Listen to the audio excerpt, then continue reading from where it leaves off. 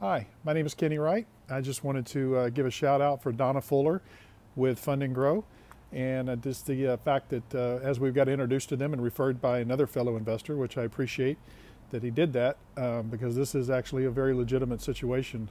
She provided great communication for us, but we had fortunately a lot of good lines of credit ourselves, but she personally was able to take their way they do things, and I still don't even understand it, but I'm appreciative, and increased that another $150,000 for both of us.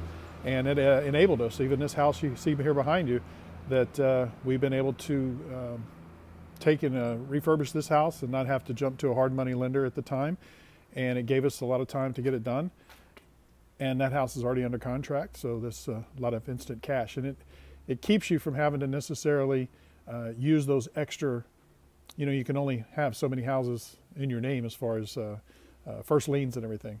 So if you're not doing a different creative way of doing it, this is another way to have those lines of credit on the side. It has opened up huge opportunities for us for quick rehabs and things like that, and great zero interest rate opportunities. We can take advantage of those loans or balance transfers. Anyway, just wanted to say thank you, Fund&Grow, and especially you, Donna. Appreciate everything.